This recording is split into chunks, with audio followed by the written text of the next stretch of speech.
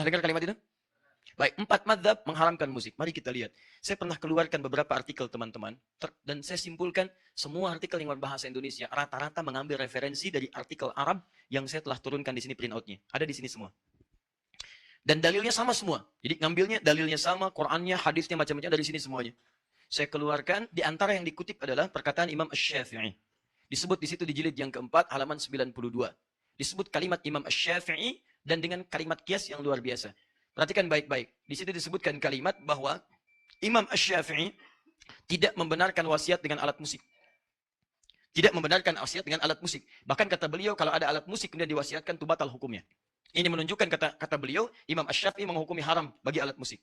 Bahkan ada dari Imam Asy-Syafi'i keterangan, kalaulah kemudian, maaf, ada orang-orang yang mencuri alat musik, maka tidak dihukum qisas, nggak usah dipotong tangannya. Karena dia mencuri sesuatu yang diharamkan. Paham sampai sini? Pernah dengar kalimat itu? Nah, saya mencoba meneliti sampai jam 2 saya cari, karena nggak disebutkan di bagian apa itu dimaksudkan. Dan itu yang menyalin juga beberapa kalangan, ada yang gelarnya cukup tinggi, ada yang sampai PhD dan sebagainya, ada yang sebagian pernah juga mentahdir saya dan seterusnya, nggak ada masalah. Terus kita kumpulkan, kemudian kita keluarkan, saya sampai bilang kepada staf kami, tolong berikan, cari buku Al-Um, karena disebutkan Al-Um. 9 jilid kita buka, setiap jilidnya ditemukan jilid yang keempat. Kita cek dalam kitabnya, apa yang terjadi. Ternyata saya punya keyakinan kuat, yang bersangkutan belum tentu melihat isi kitabnya. Karena yang dimaksud di kitab itu bukan hal yang disampaikan oleh yang bersangkutan. Yang dimaksudkan pembahasan lain dalam konteks berbeda, tapi kalimatnya dipotong. Sehingga salahlah kesimpulan yang ada. Contoh, saya bukakan jilid yang keempat halaman 123. Mungkin beda cetakan. Di cetakan yang dimaksudkan dituliskan halaman 92. Saya cek halaman 92, ternyata tidak ada kalimatnya. Baik. Lihat baik-baik ya. Bab ma yajuzu minal wasiyah fi halin wa la yajuzu fi halin ukhra.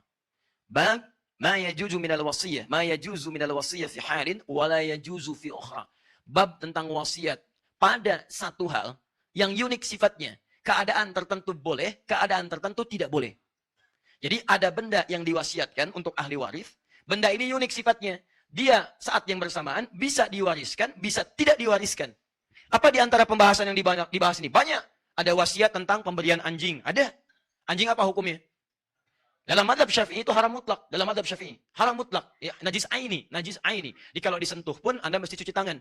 Ya, cuci tangannya 7 kali. Salah satunya menggunakan apa? Baik. Nah, yang paling menarik setelahnya pembahasan tentang warisan menggunakan alat-alat musik. Dicontohkan langsung di sini. Misalnya yudrobu bihi. Yang sering dipukul. Misal seperti rebana. Dan kemudian alat-alat musik yang dipetik. Ya, kalau sekarang gitar dan semacamnya. Teman-teman, apa kalimat Al-Imam Asy-Syafi'inya? Dipotong kemudian jadi kalimat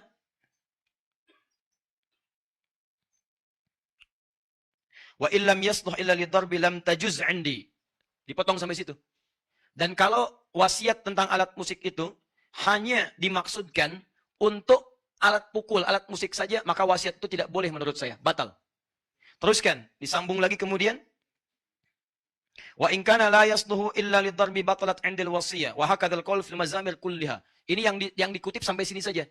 Yang dikutip sampai sini saja. Lihat kalimatnya. Fa in kanat lahu wa in kana la yasluhu illa lidarbi batalat 'indil wasiyah. Kalau wasiat itu dimaksudkan alat musik yang biasa dipukul, kalau terjemahannya dipotong, maka maknanya berubah. Kalau yang diwasiatkan itu adalah alat musik yang biasa dipukul, maka menurut saya hukumnya batal wasiat, kata Imam Asy-Syafi'i. Kata beliau, ingin mengatakan, dialihkan potongan ini dengan terjemahan menurut yang menerjemahkan, dipahami, kata Imam Asy-Syafi'i, kalau warisannya berupa alat musik, maka itu batal hukumnya. Ini menunjukkan alat musik itu hukumnya haram. Demikian kesimpulan yang menyampaikan hukum haram. Padahal di bab ini kalau dibaca keseluruhan, Imam Asy-Syafi'i membagi 2 alat musik yang diwasiatkan. Alat musik pertama, sama alatnya, sama-sama rebana. Tapi yang pertama dipukul untuk yang bermanfaat. Seperti motivasi orang pada kebaikan, konteks dulu untuk berperang, perang jihad. Jadi ketika mau jihad didorong, bikin syair, Hasan bin Sabit dipukul rebana, dang, ding, dung, gendang dipukul dan sebagainya. Kata Imam Asy-Syafi'i, kalau itu yang diwariskan, maka halal hukumnya. Alatnya sama. Boleh. Tapi kalau yang diwasiatkan ke ahli waris, diwasiatkan kemudian, atau menjadi warisan, hanya alat musik yang digunakan untuk yang lahun saja yang ini.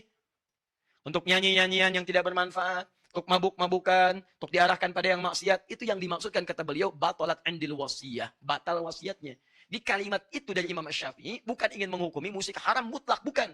Imam Asy-Syafi'i ingin mengatakan alat musik yang dimaksudkan jika dipakai untuk hal-hal kepentingan maksiat.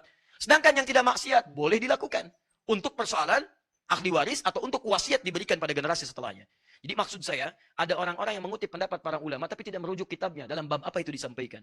Ternyata ketika para ulama, Imam Syafi'i itu tidak terlampau menyenangi musik, tapi yang paling hebat beliau itu ahli syair dan punya diwan, namanya Diwan Imam Asy-Syafi'i.